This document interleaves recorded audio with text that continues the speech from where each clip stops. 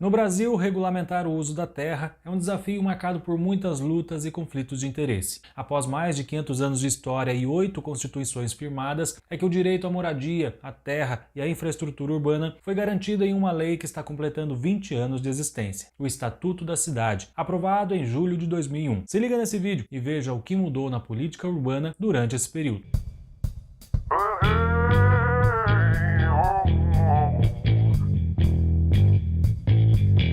Olá meus amigos, eu sou o Rafael e este é o canal Urbanizar, que fala sobre arquitetura, urbanismo, história e algumas curiosidades. No vídeo de hoje vamos falar sobre os 20 anos da aprovação do Estatuto da Cidade, a Lei Federal 10.257, que regula os artigos sobre política urbana na Constituição Federal de 1988. Para isso participa aqui do canal a professora, arquiteta, urbanista e doutora em planejamento urbano, Priscila Freitas. Antes convido você a seguir o perfil do canal Urbanizar lá no Instagram e se inscrever aqui no YouTube, ativar o sino de notificação para ser avisado toda vez que eu postar um vídeo novo. Isso vai me ajudar muito. Bora lá?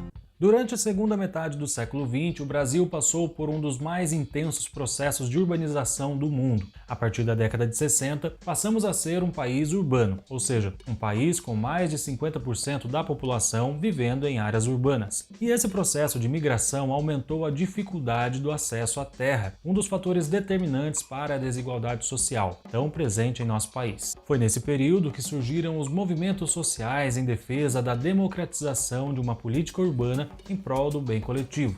A intensa luta desses movimentos conseguiu levar até a Assembleia Nacional Constituinte de 1987 uma série de reivindicações. Em 1988 é aprovada a nova Constituição Federal do Brasil, que pela primeira vez em quase 500 anos de história garantiu ao cidadão direitos como saúde, trabalho, educação, lazer e moradia. Foi apenas o início de um longo debate sobre a função social da propriedade privada, como nos conta a professora Priscila.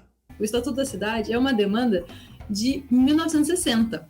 Ele é uma demanda dos movimentos por moradia. Então a gente tem que lembrar aí do Movimento Nacional de Reforma Urbana, Movimento de Moradia, até mesmo o CMP, um pouco antes de nascer, que é a Central dos Movimentos Populares, também já vinha se articulando.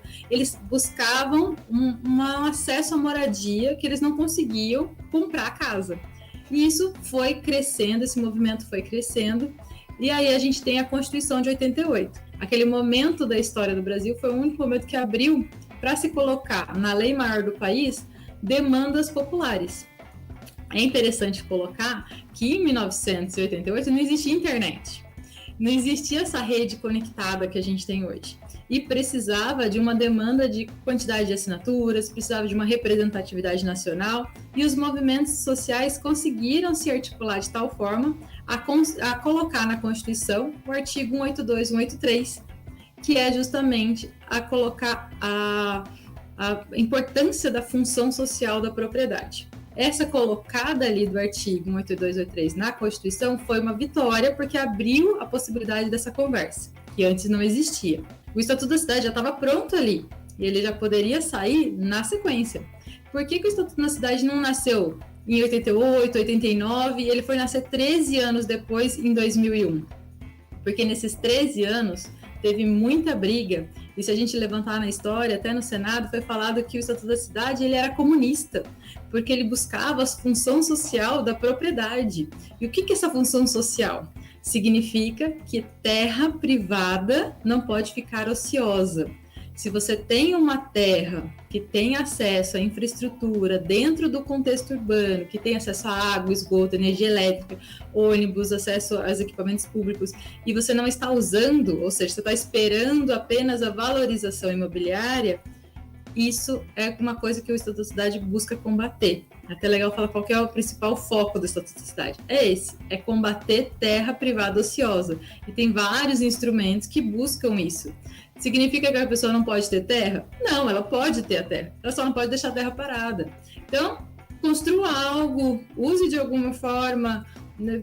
Ganhe dinheiro com a alocação da construção. Existem outras formas de ganhar dinheiro. Não está impedindo a pessoa de ter a terra, muito menos de ganhar dinheiro, mas que ela não fique com a terra parada, de forma ociosa, e isso gera um ônus muito grande para a coletividade, para o poder público, para as pessoas, para os impostos, e é isso que o Estatuto da Cidade tenta combater. Em seguida, Priscila comenta sobre os pontos positivos gerados com a aplicação do Estatuto da Cidade, que envolvem a criação do Ministério das Cidades, extinto pelo atual governo federal, e faz um alerta para os retrocessos que estamos tendo nos últimos anos. Eu enxergo que tem dois principais legados do Estatuto da Cidade. Primeiro é a gestão democrática da cidade. Ele trouxe a prática, ele trouxe uma experiência de se gerenciar, de se fazer a gestão de forma democrática da cidade. Como ele fez isso? Em 2003, nasce o Ministério da Cidade. Junto com o Ministério das Cidades, nasce o Conselho Nacional das Cidades. E o que esse conselho funcionava?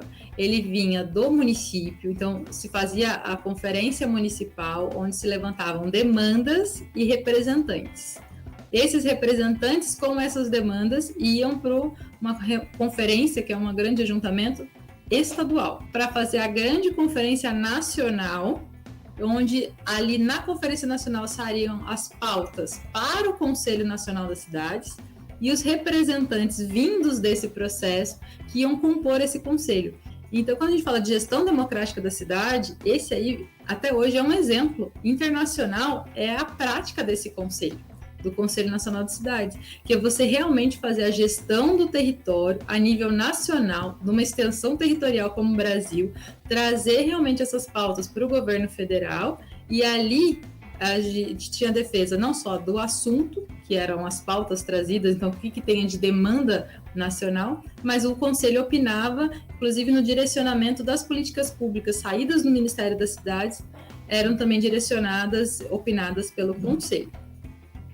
É importante pontuar que esse conselho não existe mais desde 2016 e o Ministério das Cidades não existe mais desde 2018. Então, por isso que a gente fala também de que o Estatuto da Cidade ele foi um marco para a gente ter um avanço nas questões urbanas, do processo de urbanização, ou seja, na questão da cidade, modo de vida e como se gerenciar e se viver em cidade. Mas de uns tempos para cá a gente também está tendo alguns retrocessos, então até mesmo para retomar esse fôlego, esses 20 anos do Estatuto da Cidade também está sendo um momento não só de reflexão do que a gente passou, mas de retomada de fôlego, de colocar as coisas de volta na pauta, de volta aí para a gente poder auxiliar na gestão das cidades. E o segundo grande legado seriam os instrumentos urbanísticos, porque a gente tinha os instrumentos urbanísticos mais nas capitais. Então, a gente tinha São Paulo, Salvador, Rio de Janeiro, a gente tinha essas discussões dos instrumentos urbanísticos. E o Estatuto da Cidade, ele democratizou isso, ele levou essa possibilidade de prática dos instrumentos urbanísticos para todas as cidades do Brasil. Vale lembrar que vivemos em um país onde as leis, após sancionadas, passam por uma espécie de debate, onde se discute se ela pegou ou não pegou. Talvez acho que nenhum estrangeiro entenda isso. Com relação à aderência da Lei 10.257, publicada em 2001, foi uma lei que pegou ou não pegou? E não pegou. A gente tem essa discussão no Brasil e justamente esse é o principal ponto que a gente fala que é da frustração do Estatuto da Cidade. Qual que é a frustração que a gente tem até hoje com o Estatuto da Cidade? Quando eu falo a gente, acho até legal contextualizar, que não estou falando só de mim, Priscila, nem só de quem eu represento, que é a parte acadêmica ou os trabalhos que eu acabo fazendo dentro do serviço público, mas é uma frustração principalmente das pessoas que se envolveram na elaboração do Estatuto da Cidade. Porque quando a gente fala lei que pegou, lei que não pegou, significa a lei que está sendo praticada e a lei que virou um papel guardado. O Estatuto da Cidade, ele é muito rico, ele é muito amplo, ele é uma lei assim, que traz vários princípios para o processo de urbanização, para as questões urbanas, e a gente fala isso e fala assim, nossa, é lindo o Estatuto da Cidade. Você lê o artigo 2º do Estatuto da Cidade, ele é inspirador, porque ele traz todos os princípios para se discutir a questão da cidade, como se construir cidade, como se remodelar cidade, como se viver, qual é o modo de viver em cidade, como a gente vai se regulamentar como sociedade. E tudo isso, por que a gente fala que não pegou, né? Por que não está na prática? E eu acho que essa é a questão principal, e a gente vê várias pessoas discutindo isso hoje, porque a lei sozinha não muda a cidade. Faltou a articulação da sociedade em si. Priscila é autora do livro Direito à Cidade Sustentável, publicado em 2015, onde ela aborda sistematicamente o tema Estatuto da Cidade. No capítulo 4, você cita lá Armínia Maricato, onde ela diz que no Brasil e nos países semiperiféricos em geral, estamos apenas no início da formulação de um urbanismo crítico-democrático. E você diz em seguida, a realização deste urbanismo crítico-democrático é um dos caminhos para a concretização do direito à cidade sustentável. O que seria esse urbanismo crítico-democrático? Como ele funciona, né, na prática? É excelente citar a Hermínia, primeiro que ela participou direta e ativamente, tanto do Estatuto da Cidade, quanto da formulação do começo ali do Ministério da Cidade, as suas práticas, as primeiras ações do Ministério da Cidade, que a gente fala das primeiras apostilas e cadernetas de como executar o Estatuto da Cidade, a Hermínia estava lá praticando. E a professora Hermínia, ela nos auxilia a entender também que o Estatuto da Cidade, ele vem do contexto, eu acabo falando no livro um pouco mais disso, mas aqui na nossa conversa a gente falou, desde 1960.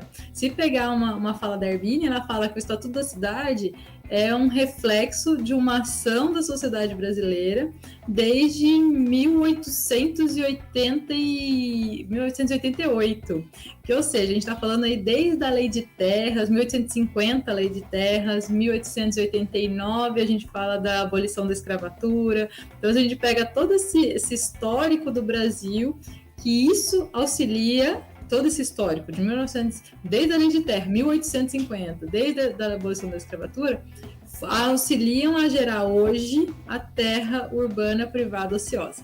Então, é um reflexo. Então, a gente tem uma construção social arraigada na nossa história.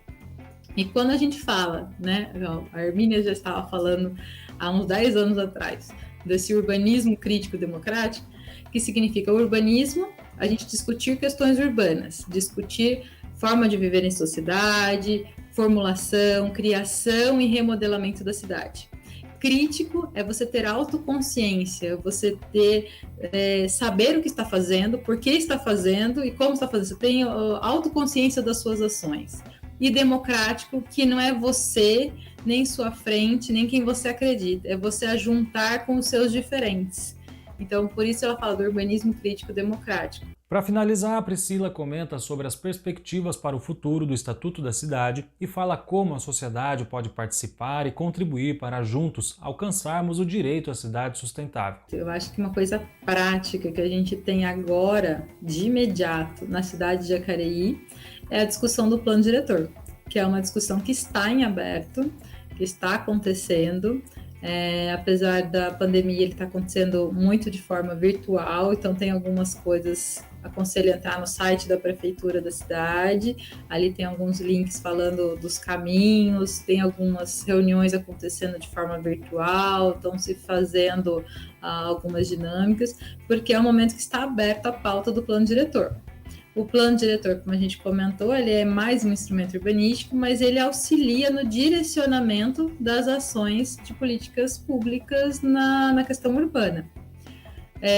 Para a gente poder participar mais, eu acredito que seja esses caminhos. O caminho da gente estar entendendo o que está acontecendo na esfera municipal, por exemplo, agora está acontecendo o processo de alteração do plano do diretor. Então, entendemos isso. Entendido isso, como eu consigo auxiliar, como eu consigo opinar, participar, contribuir individualmente e como eu coletivamente, então com quem mais eu consigo dar as mãos. Então eu consigo me ajuntar com os outros alunos da faculdade, eu consigo me ajuntar com os colegas do meu serviço, eu consigo ajuntar com os meus vizinhos, quem está imediatamente ao meu lado, que junto a gente consiga construir também uma demanda. Então, acredito sim que o Estatuto da Cidade é uma lei muito necessária ainda hoje. Tem 20 anos, mas está só começando. Se ele levou 13 anos de discussões para nascer, 20 anos significa que a gente está só no começo. 20 anos do Estatuto da Cidade, então agora a gente está começando, agora a gente já entendeu a questão da legislação, então vamos começar a praticar. Bom, pessoal, é isso. Quero agradecer mais uma vez a participação da professora Priscila aqui no canal e convidar todos a acessarem o blog que ela criou recentemente para postar alguns artigos e falar sobre o planejamento urbano. O link está aqui na descrição. Se você gostou desse vídeo, colabore deixando o seu like e compartilhando este vídeo para que mais pessoas acessem o canal e o YouTube reconheça que este conteúdo é relevante. Muito obrigado e até a próxima. Tchau!